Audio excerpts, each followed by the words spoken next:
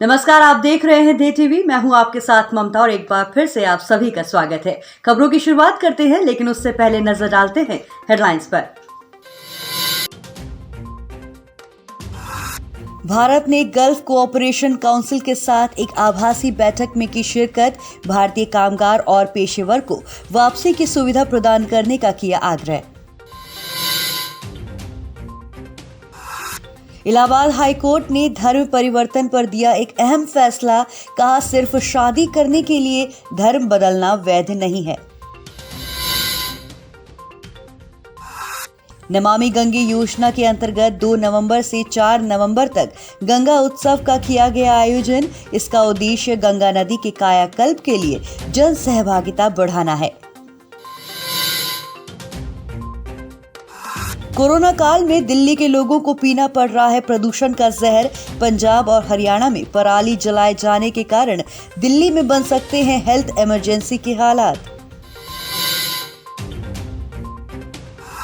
प्रधानमंत्री street vendors Atmanirbhar Nidhi योजना के तहत बांटे गए तकरीबन 3 लाख पथ विक्रेताओं को कर्ज। पीएम मोदी ने इस मौके पर लाभार्थियों से वीडियो कॉन्फ्रेंसिंग के जरिए की बातचीत। लंबे इंतजार के बाद हिमाचल प्रदेश में लुहरी हाइड्रो प्रोजेक्ट को मिली मोदी कैबिनेट की मंजूरी। मिलेगी 775 करोड़ यूनिट बिजली। डीआरडीओ ने हासिल की एक और कामयाबी। पिनाका रॉकेट प्रणाली का किया सफल परीक्षण। पिनाका रॉकेट है अत्याधुनिक दिशा सूचक प्रणाली से लैस।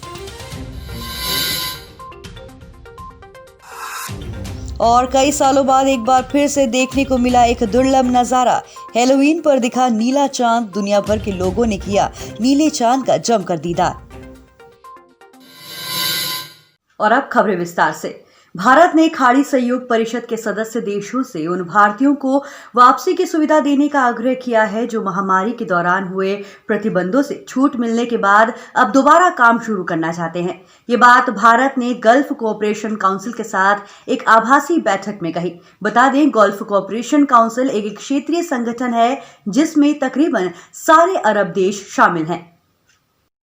हाल ही में भारत ने गल्फ कोऑपरेशन काउंसिल के साथ एक आभासी बैठक में शिरकत की। बैठक के दौरान भारत और अरब देशों ने कई बहुपक्षीय संस्थाओं में सुधार की प्रतिबद्धता जताई। इसके अलावा 21वीं शताब्दी की चुनौतियों के मद्देनजर दोनों पक्षों ने कोविड महामारी, जलवायु परिवर्तन, सतत विकास और आतंकवाद जैसी चुनौतियों के साथ में निपटने के लिए भी साथ काम करने का आश्वासन दिया। गल्फ कोऑपरेशन काउंसिल ने भारत के जनवरी 2021 से संयुक्त राष्ट्र सुरक्षा परिषद में भी अस्थायी सदस्य के तौर पर चुने जाने का स्वागत किया। भारत ने बैठक के दौरान गल्फ क्षेत्रों को खाना, दवाएं और जरूरी सामान की भी आपूर्ति जारी रखने का भरोसा दिलाया। गौरतलब है कि भारत से गल्फ देशों को जाने वाली आपूर्ति श्रृंखला महामारी के दौरान लगे लॉकडाउन में भी बदस्तूर जारी थी। एक नजर गल्फ सहयोग परिषद या जीसीसी पर।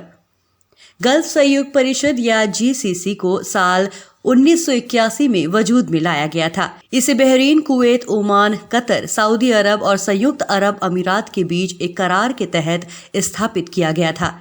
ऐसा इन देशों के बीच खास रिश्तों, भौगोलिक निकटता, इस्लामी धारणा पर आधारित एक जैसी राजनीतिक व्यवस्था और एक जैसी मकसदों को देखते हुए किया गया था।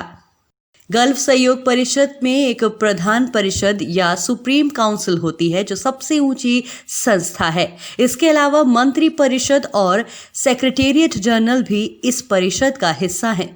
इसका सचिवालय सऊदी अरब के रियाद में मौजूद है। बताते चले, इसके चार्टर के मुताबिक यह राजनीतिक, आर्थिक, सामाजिक और एक क्षेत्रीय संघ है। जीसीसी सदस्य देशों की सरकारें भारत के साथ अच्छे ताल्लुक रखती है। भारत के प्रधानमंत्री को संयुक्त अरब अमीरात के सबसे बड़े नागरिक सम्मान ऑर्डर ऑफ जायद से नवाजा गया है। इसके अलावा बहरीन के तीसरे सबसे बड़े सम्मान king Hamad order of renaissance से भी भारतीय प्रधानमंत्री को सम्मानित किया जा चुका है। वहीं जीसीसी देश भारत के सबसे प्रमुख ऊर्जा आपूर्तिकर्ताओं में से एक है। इसके अलावा इन देशों के भारतीयों द्वारा भेजे गए सालाना धन तकरीबन 4.8 बिलियन डॉलर के आसपास है। यूएई भारत के सबसे ज्यादा प्रत्यक्ष विदेशी निवेश करने वाले 10 देशों में शामिल है। भारत और जीसीसी दोनों फाइनेंशियल एक्शन टास्क फोर्स के सदस्य हैं। भारत के साथ बहुपक्षीय मिलन अभ्यास में सऊदी अरब, ओमान, कुवैत और अन्य देश शामिल होते हैं। भारत भी इन सभी देशों के साथ द्विपक्षीय सैन्य अभ्यास में शामिल होता रहा है। भारत और ओमान के बीच थल सेना का अल नाजाह, वायुसेना का अभ्यास ईस्टर्न ब्रिज और नौसेना का अभ्यास नसीम अल बहर हर साल होता है। वहीं हाल ही में इलाहाबाद हाई कोर्ट ने एक फैसले के दौरान कहा कि बालिग लड़का लड़की अपनी मर्जी से पसंद के किसी भी व्यक्ति के साथ रह सकते हैं, लेकिन ये भी कहा कि सिर्फ शादी करने के लिए धर्म बदलना सही नहीं है। आइए इस संदर्भ में जानते हैं क्या है विशेष विवाह अधिनियम 1954। भारत का संविधान हर व्यक्ति को अपने मन मुताबिक किसी भी धर्म को मानने या उसका अनुसरण करने का अधिकार देता है, लेकिन अगर महज शादी के लिए धर्म में बदलाव किया जा रहा हो तो ये ठीक नहीं है। भारत में इसके लिए एक ऐसा कानून है जिसके तहत बिना धर्म बदले शादी कर सकते हैं। इस अधिनियम को विशेष विवाह अधिनियम कहा जाता है। ये कानून भारत में सभी धर्मों पर लागू है।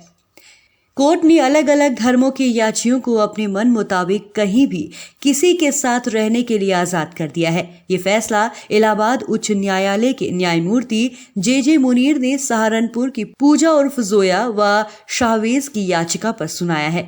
गौरतलब है कि सहारनपुर की रहने वाली पूजा ने घर से भागकर शाहवेज से शादी कर ली थी। इस पर परिवार ने पूजा को घर में नजरबंद कर दिया, जिसके बाद पूजा ने उच्च न्यायालय में याचिका दाखिल की। न्यायालय ने फैसला सुनाते हुए लड़की को अपनी मर्जी से जाने के लिए आजाद कर दिया है।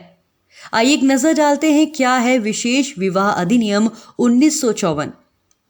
भारत जैसे देश में जाति और धर्म का समाज पर काफी गहरा असर देखने को मिलता है और देश के ज्यादातर इलाकों में इन्हें विवाह का सबसे जरूरी पैमाना माना जाता है। देश में कई जगहों पर आज भी अंतरजातीय विवाह को सामाजिक अपराध की श्रेणी में रखा जाता है और इसके चलते कई बेकसूर लोगों को अपनी जान भी गंवानी पड़ती है। हरियाणा जैसे राज्यों में अंतरजातीय विवाह को लेकर हर साल एक बड़ी तादाद में ऑनर किलिंग के मामले दर्ज किए जाते हैं। इसे देखते हुए एक ऐसे कानून की जरूरत है जो जाति और धर्म के बंटवारे से ऊपर हो और प्रेम आधारित विवाहों को मान्यता दे सके। इसे कानूनी मान्यता देने के लिए संसद ने विशेष विवाह अधिनियम 1954 लागू किया, जिसके मद्देनजर किसी भी धर्म के या जाति के नागरिक अपनी मर्जी से आपस में शादी कर सकते हैं और इसे कानूनी मान्यता होगी। विशेष विवाह अधिनियम खासतौर पर अंतरजातीय और अंतरधार्मिक विवाह से ताल्लुक रखता है। इस अधिनियम में पंजीकरण के जरिए विवाह को मान्यता दी जाती है। इस अधिनियम के तहत विवाह करने वाले दोनों पक्षों को अपने अपने धर्म को छोड़ने की जरूरत नहीं होती है। यह अधिनियम सभी धर्मों हिंदू, मुस्लिम, ईसाई, सिख, जैन और बौद्धों आदि पर लागू होता है। इसके दायरे में भारत के सारे राज्य आते हैं। इस कानून में किसी विवाह के वैध होने के लिए बुनियादी जरूरत है कि विवाह के लिए दोनों पक्ष इस पर अपनी सहमति रखते हों। अगर दोनों पक्षों की रजामंदी है तो जाति, धर्म और नस्ल जैसी चीजें कोई मायने नहीं रखती है। इस कानून में यह भी लिखा है कि कानून के तहत विवाहित किसी भी व्यक्ति के उत्तराधिकारी और उसकी जायदाद को भारतीय उत्तराधिकारी अधिनियम के मद्देनजर नियंत्रित किया जाएगा। इस कानून में तलाक के भी कुछ नियम बनाए गए हैं। इन नियमों के तहत विवाहित जोड़े तलाक के लिए तब तक याचिका नहीं दायर कर सकते जब तक कि उनकी शादी 1 साल से ज्यादा की नहीं हो जाती है। वहीं बीते 2 नवंबर को आभासी रूप से गंगा उत्सव की शुरुआत की गई। गंगा उत्सव का ये त्योहार 4 नवंबर तक चला, जहां गंगा उत्सव के साथ ही गंगा टास्क फोर्स इस उत्सव के एक हिस्से के तौर पर एनडीए कैडेटों के साथ वनीकरण अभियान भी चलाया गया। आइए जानते हैं गंगा उत्सव के दौरान आयोजित किए गए क्या कदम रहे। दरअसल गंगा नदी को राष्ट्रीय नदी घोषित करने के मौके से गंगा उत्सव की शुरुआत की गई थी। इसी की 12वीं सालगिरह मनाते हुए गंगा उत्सव का आयोजन स्वच्छ गंगा के लिए राष्ट्रीय मिशन द्वारा किया गया। गंगा उत्सव का आयोजन जल शक्ति मंत्रालय के संयुक्त तत्वाधान में किया गया। गौरतलब हो कि गंगा टास्क फोर्स ने नेशनल कैडेट कोर के कैडेट्स के साथ वनीकरण कार्यक्रम का आयोजन किया। इसके साथ ही युवाओं को शिक्षित करने के मकसद से एक टूर का भी आयोजन किया गया। गंगा टास्क फोर्स गंगा की सेवा से जुटे सेवानिवृत्त सरकारी नौकरों की एक इकाई है। इसे रक्षा मंत्रालय से 4 साल की मान्यता मिली हुई है, जो दिसंबर 2020 तक प्रभावी रहेगी। गंगा टास्क फोर्स को नमामि गंगे कार्यक्रम के तहत लोक सहभागिता के तहत मान्यता दी गई थी और इसकी पहली इकाई मार्च 2016 में शुरू की गई थी। गंगा से जुड़ी प्रश्नोत्तरी, जिसे मिनी गंगा क्वेस्ट कहा जाता है, इस मौके पर आयोजित हुई। इसका मकसद पर्यावरणीय मुद्दों को उजागर करना और गंगा को संरक्षित करने में इसकी अहमियत युवाओं को समझानी है। ये एक द्विभाषी प्रश्नोत्तरी है जिसे नमामि गंगे कार्यक्रम में लोगों की हिस्सेदारी बढ़ाने और युवाओं को उत्साहित करने के लिए तैयार किया गया है। इस कार्यक्रम के तहत नमामि गंगे कार्यक्रम में साल भर चलने वाली गतिविधियों के लिए भी सुझाव आमंत्रित किए गए थे। बताते चले, गंगा नदी पर सरकार द्वारा कई कदम उठाए गए, जिसमें गंगा एक्शन प्लान, राष्ट्रीय गंगा नदी बेसिन प्राधिकरण, स्वच्छ गंगा निधि, भुवन गंगा वेब ऐप, कचरा फेंकने पर प्रतिबंध आदेश जैसे सारी परियोजनाएं शामिल हैं। बताते चले, नमामि गंगे परियोजना केंद्र सरकार की योजना है, जिसे साल 2014 में शुरू किया गया था। सरकार द्वारा इस परियोजना की शुरुआत गंगा नदी के प्रदूषण को ध्यान में रखते हुए उसे कम करने तथा गंगा नदी को पुनर्जीवित करने के उद्देश्य से की गई थी। इस योजना का क्रियान्वयन केंद्रीय जल संसाधन, नदी विकास और गंगा कायाकल्प मंत्रालय द्वारा किया जा रहा है।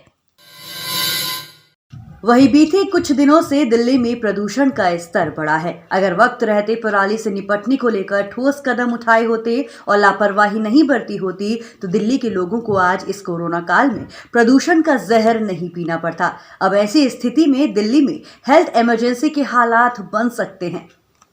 पंजाब और हरियाणा में पराली जलाए जाने के कारण दिल्ली में वायु प्रदूषण बढ़ता ही जा रहा है। इस बाबत पर्यावरण मंत्री गोपाल राय ने कहा कि ये बायो डिकम्पोजर पराली की समस्या से निपटने में एक क्रांतिकारी कदम है। दिल्ली के प्रदूषण में लगभग 40% योगदान पंजाब, हरियाणा और उत्तर प्रदेश में जलाई जाने वाली पराली का ही है। उन्होंने आगे कहा कि जब दिल्ली सरकार केंद्रीकृत व्यवस्था करके बायो डिकम्पोजर का दिल्ली के खेतों में निःशुल्क छिड़काव करवा सकती है, तो केंद्र सरकार और संबंधित राज्यों की सरकारें क्यों नहीं कर सकती हैं।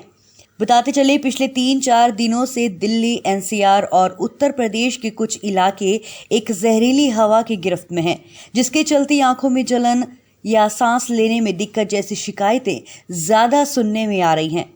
बता दें कि इस परिस्थिति को देखते हुए दिल्ली में हेल्थ इमरजेंसी जैसे हालात हो गए हैं। अब आप सोच रहे होंगे आखिर ये क्या है, और बताते चले, वर्ल्ड हेल्थ ऑर्गेनाइजेशन यानी WHO के मुताबिक जब कोई क्षेत्र, राज्य या इलाका गंभीर स्वास्थ्य खतरों की गिरफ्त में होता है, तब इस इमरजेंसी को उस राज्य, क्षेत्र या इलाके में सभी अधिकारियों की सहमति के साथ लागू किया जाता है।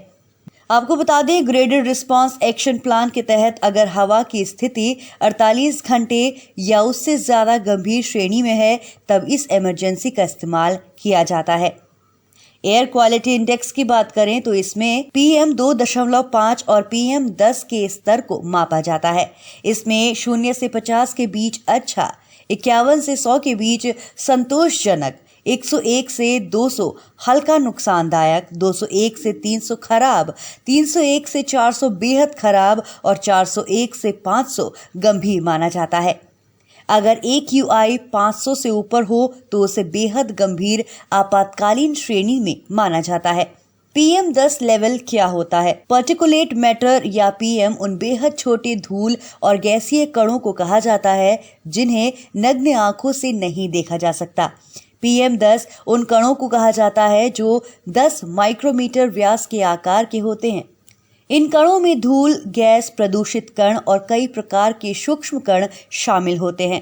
राजधानी दिल्ली में PM 10 के स्तर के बढ़ने का मुख्य कारण धूल, पराली और कूड़ा जलाए जाने का धुआं, पटाखे और वाहनों का प्रदूषण है। इन कणों के सांस द्वारा फेफड़ों में प्रवेश करने पर विभिन्न स्वास्थ्य समस्याएं हो सकती हैं, जैसे आंख, नाक में जलन, सांस लेने में दिक्कत, सांस फूलना, खांसी, श्वसन संबंधित गंभीर रोग आदि। वहीं पिछले हफ्ते प्रधानमंत्री नरेंद्र मोदी ने वीडियो कॉन्फ्रेंसिंग के जरिए तकरीबन 3 लाख पथ विक्रेताओं को कर्ज बांटे। ये कर्ज प्रधानमंत्री स्ट्रीट वेंडर्स आत्मनिर्भर निधि योजना के तहत बांटे गए। बताते चले, प्रधानमंत्री स्वनिधि योजना भारत सरकार के आवासन और शहरी कार्य मंत्रालय द्वारा प्रायोजित है। इसे इसी साल के जून महीने में शुरू किया गया था। इसका मकसद कोरोना महामारी की वजह से प्रभावित पथ विक्रेताओं यानी स्ट्रीट वेंडर्स को व्यावसायिक पूंजी के लिए कर्ज मुहैया कराना है। प्रधानमंत्री स्वनिधि योजना के तहत वेंडर्स को 10,000 रुपए तक का कर्ज दिया जाता है। ये कर्ज डिजिटल माध्यम से इन वेंडर्स के खाते में सीधे दिए जाते हैं। बताते चले, कोरोना वायरस महामारी के चलते इस योजना को लॉन्च किया गया था, जिसके लिए केंद्र सरकार ने तकरीबन 50 लाख वेंडरों के लिए 5,000 करोड़ के प्रोत्साहन पैकेज की घोषणा की थी। आपको बता दें, भारत में तकरीबन 50 से 60 लाख पथ विक्रेता यानी स्ट्रीट वेंडर्स हैं, जिसमें से दिल्ली, मुंबई, कोलकाता और अहमदाबाद शहर में सबसे ज्यादा पथ विक्रेता हैं। भारत में जिन विक्रेताओं के पास कोई भी स्थायी दुकान नहीं है, उन्हें पथ विक्रेता या स्ट्रीट वेंडर कहा जाता है। बीते सालों में इन स्ट्रीट वेंडर्स ने खुद के ट्रेड यूनियन और संघ बना लिए हैं। इनके हक के लिए कई गैर सरकारी संगठनों ने भी मुहिम की शुरुआत की है। उदाहरण के तौर पर national hawker federation 1400 street vendor संघों और ट्रेड यूनियन का एक मिला जुला संगठन है। इसकी मौजूदगी तकरीबन 28 राज्यों में है। बताते चले, national association of street vendors of India या नासवी की कोशिशों के चलते ऐतिहासिक स्ट्रीट वेंडर जीविका संरक्षण और पथ विक्रय विनियमन अधिनियम 2014 संसद में पारित हुआ। ये संगठन इस वक्त पके हुए खाने के विक्रेताओं को महामारी के चलते साफ सफाई और सामाजिक दूरी का परीक्षण दे रहा है। एक नजर क्या है स्ट्रीट वेंडर कानून। पथ विक्रेता जीविका संरक्षण और पथ विक्रय विनियमन अधिनियम 2014 को सार्वजनिक क्षेत्रों में पथ विक्रेताओं के विनियमन और उनके अधिकारों को सुरक्षित रखने के मकसद से बनाया गया था। इसे 6 सितंबर 2012 को लोकसभा में विधेयक के तौर पर पेश किया गया था। इसे तत्कालीन आवासन और शहरी गरीबी उन्मूलन मंत्री कुमारी सैलजा द्वारा पेश किया गया था। इस कानून में कई जिलों में टाउन वेंडिंग समितियों का भी जिक्र किया गया है। इस समिति का काम सरकार द्वारा चिन्हित सभी स्ट्रीट वेंडर्स को नियमों के मुताबिक वेंडिंग जोन में स्थापित करना है। वहीं केंद्र सरकार ने हिमाचल प्रदेश में लुहरी हाइड्रो प्रोजेक्ट का ऐलान किया है। इस हाइड्रो प्रोजेक्ट को मोदी कैबिनेट ने अपनी मंजूरी दे दी है, जहां केंद्रीय मंत्री प्रकाश जावड़ेकर ने बताया कि 10 मेगावाट के इस प्रोजेक्ट की लागत 1810 करोड़ होगी। लंबे इंतजार के बाद केंद्र सरकार ने SJVN के Luhri hydro power project stage 1 में निवेश को मंजूरी प्रदान की है। 210 मेगावाट की ये जल विद्युत परियोजना हिमाचल के शिमला और कुल्लू जिले में सतलुज नदी पर निर्माणाधीन है। गौरतलब हो कि लुहरी परियोजना विभिन्न कारणों से लंबे समय तक विवादों में रही है। बताते चलें, पहले 38 किलोमीटर लंबी टनल का प्रस्ताव था, जिस पर स्थानीय लोगों के अलावा राज्य सरकार को भी आपत्ति थी। SJVN की DPR पर भी कई सवाल उठे। परियोजना 700 मेगावाट से ज्यादा की थी और एक ही स्टेज पर बननी थी। उसके बाद मार्च 2015 में प्रदेश सरकार ने फिर से संभावनाएं तलाशने के लिए कहा। नई DPR के तहत इसे 3 चरणों में बनाने को मंजूरी दी गई। 210 मेगावाट लुहरी चरण 1, 172 मेगावाट लुहरी चरण 2 और स्टेज 3 382 मेगावाट की सुन्नी बांध जल विद्युत परियोजना के रूप में डिजाइन किया गया। उसके बाद ये सभी परियोजनाएं SJVN को 29 अगस्त 2017 को दोबारा आवंटित की गई। इसके बाद 2019 में हिमाचल सरकार के ग्लोबल इन्वेस्टर मीट में PM की मौजूदगी में स्टैंड अलोन आधार पर इन परियोजनाओं के निर्माण के लिए हिमाचल सरकार के साथ MOU हस्ताक्षरित किए गए। स्टेज 1 परियोजना 3.40 घंटे के लिए पिकिंग जलाशय के साथ एक रन ऑफ द रिवर योजना है। इसके लिए 80 मीटर ऊंचा, 225 मीटर लंबा तथा 8 मीटर चौड़ा एक कंक्रीट ग्रेविटी बांध बनाया जाएगा, जिससे लगभग 6 किलोमीटर के जलाशय का निर्माण होगा। बांध निर्माण को सक्षम करने के लिए नदी के प्रवाह को 10 मीटर के व्यास एवं 567 मीटर लंबी हार्स शू आकार की डाइवर्जन टनल के माध्यम से मोड़ा जाएगा। SJVN के मुताबिक इस परियोजना से सालाना 758 मिलियन यूनिट बिजली का उत्पादन होगा। परियोजना के निर्माण कार्य को पूरा करने के लिए 62 महीने का लक्ष्य तय किया गया है। इस परियोजना से 2000 लोगों के लिए रोजगार सृजन होंगे। इसके अलावा हिमाचल प्रदेश को 40 सालों तक लगभग 1050 करोड़ रुपए की निःशुल्क बिजली मिलेगी। भारत ने पिछले 2 महीने में कई मिसाइलों का परीक्षण किया है। इसमें सतह से सतह पर मार करने में सक्षम सुपरसोनिक क्रूज मिसाइल ब्रह्मोस और एंटी रेडिएशन मिसाइल रुद्रम-1 भी शामिल है। वहीं अब DRDO ने एक और कामयाबी हासिल की है, पिनाका रॉकेट प्रणाली का सफल परीक्षण करके। DRDO ने ओडिशा तट से पिनाका रॉकेट प्रणाली के नए संस्करण का सफलतापूर्वक परीक्षण किया है। परीक्षण के दौरान लगातार 6 रॉकेट छोड़े गए, जो लक्ष्य पूरा करने में सफल रहे। इस सफल परीक्षण 4 नवंबर को ओडिशा तट के पास चांदीपुर एकीकृत परीक्षण रेंज से किया गया। बताते चले, DRDO ने ही पिनाका रॉकेट प्रणाली को विकसित किया है। वहीं DRDO ने कहा कि पिनाका रॉकेट सिस्टम के उन्नत संस्करण मौजूदा पिनाका MKI का स्थान लेंगे, जिसका वर्तमान में उत्पादन हो रहा है। DRDO ने बताया कि ये रॉकेट अत्याधुनिक दिशा सूचक प्रणाली से लैस है, जिसके कारण ये सटीकता से लक्ष्य की पहचान कर उस पर निशाना साधता है। पुणे स्थित DRDO प्रयोगशाला, आयुध अनुसंधान एवं विकास स्थापना और high energy material research laboratory ने इसका डिजाइन और इसे विकसित किया है। DRDO ने बताया कि नए रॉकेट सिस्टम में पुराने वेरिएंट की तुलना में लंबी रेंज है, जबकि आकार में पहले के मुकाबले छोटा है। एक नजर पिनाका रॉकेट पर। पिनाका रॉकेट अत्याधुनिक दिशा सूचक प्रणाली से लैस है, जिसके कारण ये सटीकता से लक्ष्य की पहचान कर उस पर निशाना साधता है। पिनाका रॉकेट की रेंज करीब 37 किलोमीटर है। रिपोर्ट्स के अनुसार इस पिनाका सिस्टम को पहले वाले पिनाका से अपग्रेड किया गया है। पिनाका काफी लंबी रेंज तक दुश्मन पर वार करने में सक्षम है। पिनाका कारगिल युद्ध के दौरान सेवा में रही थी। बताते चले, पिनाका MK1 रॉकेट्स की जगह अब पिनाका रॉकेट का उन्नत वर्जन लेगा। वहीं दूसरी ओर DRDO ने पिछले साल MK2 पिनाका रॉकेट सिस्टम का परीक्षण किया था। इसका रेंज 70 से 90 किलोमीटर के बीच है। बताते चले, MK1 का उन्नत वर्जन इस खाई को भरने के साथ नजदीकी लक्ष्य पर निशाना साधने में महत्वपूर्ण भूमिका निभा सकता है। और वहीं इस साल अक्टूबर महीने के आखिरी दिन आसमान में एक अद्भुत नजारा देखने को मिला। ये नजारा 31 अक्टूबर को देखने वाले ब्लू मून की वजह से रहा। इस बार ये ब्लू मून हैलोवीन के मौके पर दिखाई दिया। ऐसी घटना पिछली बार 1944 में हुई थी, जब ब्लू मून हैलोवीन के मौके पर देखा गया था। ब्लू मून दरअसल में अक्टूबर महीने में दूसरा पूरा चंद्रमा है। पहला पूर्ण चंद्रमा 1 से 2 अक्टूबर के बीच देखा गया था। इस पूरे चंद्रमा को हार्वेस्ट मून कहा गया था। इस बार का ब्लू मून काफी खास रहा, क्योंकि ये हैलोवीन के मौके पर दिखाई दिया। पिछली बार ये घटना साल 1944 में हुई थी, जब ब्लू मून हैलोवीन के मौके पर देखा गया था। भविष्य में ये दुर्लभ घटना साल 2039 में दिखाई देगा। इसके अलावा सामान्य ब्लू मून की घटना 31 जनवरी और 31 मार्च 2018 को घटी थी, जबकि भविष्य में ये घटना दोबारा 2023 में घटेगी। ब्लू मून का मतलब लोग यही समझते आए हैं कि इस चांद इस दिन नीला हो जाता होगा, लेकिन ऐसा नहीं होता। वैज्ञानिक कहते हैं कि एक ही घटना जब 2 बार घटित होती है तो इसे ये नाम दिया गया। पूर्णिमा का होना 1 महीने में 1 बार ही होता है, लेकिन जब भी ये महीने में 2 बार होता है तब इसे नीला चांद या ब्लू मून कहते हैं। सरल भाषा में कहें तो किसी महीने में जब 2 बार पूर्णिमा आती है तब उस दिन को ब्लू मून कहा जाता है। 2 पूर्णिमाओं के बीच 29 दिन का अंतर पाया जाता है, जबकि ज्यादातर महीने या तो 30 दिन या 31 दिन वाले होते हैं।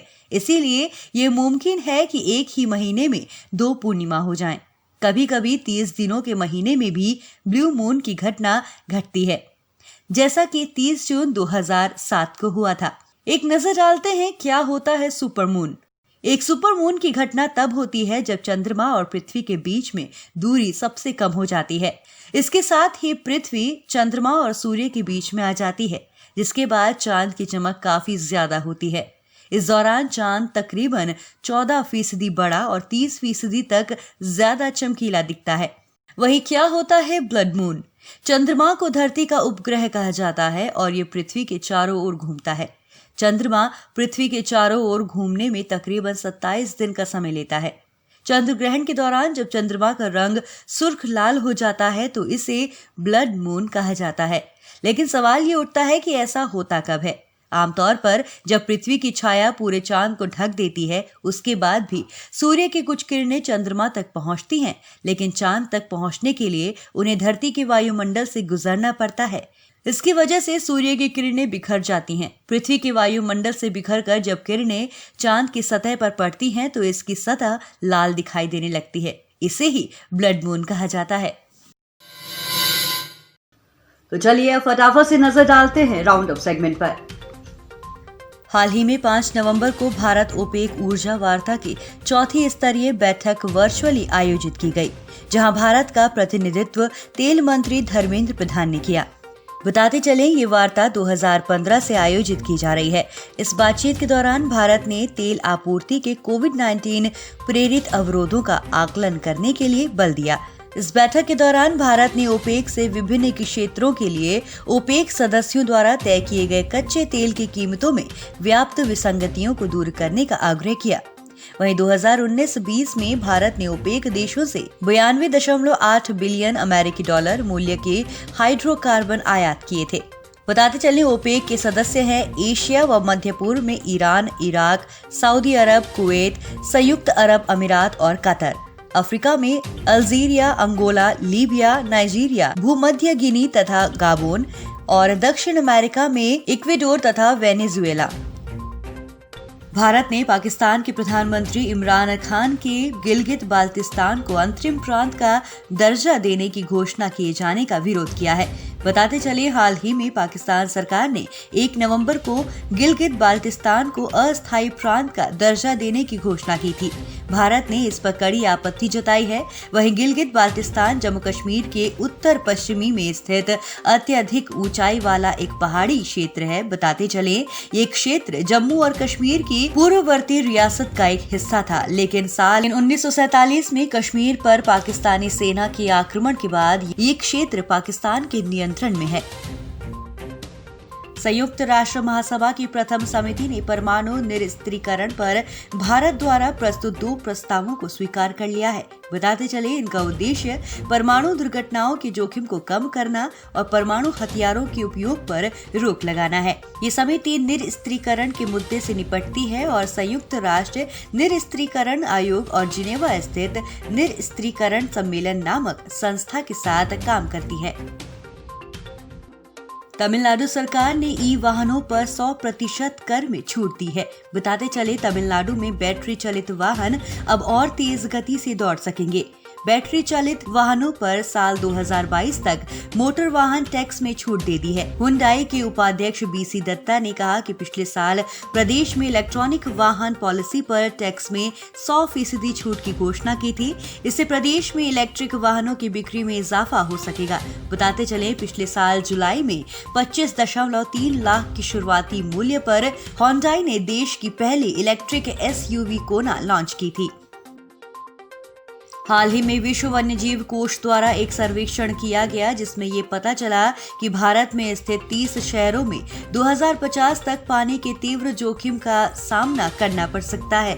इन शहरों में जयपुर सूची में सबसे ऊपर है। इसके बाद इंदौर, ठाणे, मुंबई, कोलकाता और दिल्ली का स्थान है। इस रिपोर्ट में अनुमान लगाया गया है कि दुनिया भर में करोड़ों लोगों को पानी के बढ़ते खतरों का सामना करना पड़ेगा। इस रिपोर्ट के अनुसार शहरों को पानी के जोखिम से बचाने के लिए आर्द्र भूमि को बहाल करना महत्वपूर्ण है।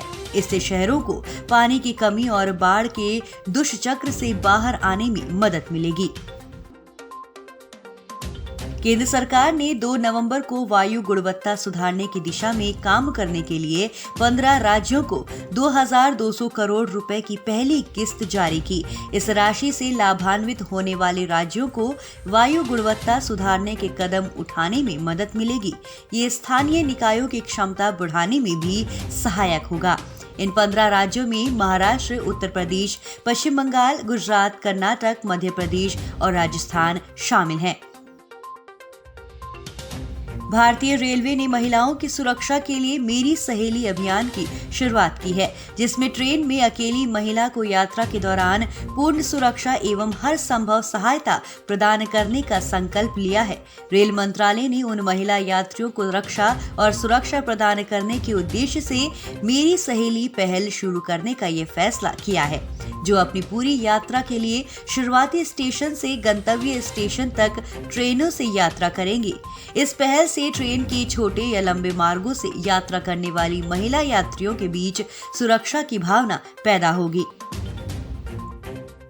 IIT मद्रास ने कोविड-19 वायरस के बारे में जागरूकता पैदा करने के लिए IITM कोविड गेम विकसित किया है। ये गेम मुख्य रूप से बच्चों पर केंद्रित है। ये गेम एक ब्राउजर आधारित सॉफ्टवेयर है और इसे किसी भी डिवाइस पर खेला जा सकता है।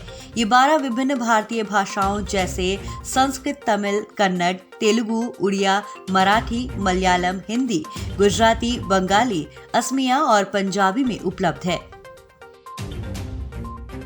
राजस्थान और ओडिशा की राज्य सरकारों ने कोरोना वायरस का हवाला देते हुए दिवाली पर होने वाले पटाखों की बिक्री और आतिशबाजी पर प्रतिबंध लगाया है। राजस्थान पटाखे बेचने वाले दुकानदार पर 10,000 रुपए और पटाखों का उपयोग करने या अनुमति देने वाले व्यक्ति को 2,000 रुपए का जुर्माना लेगा।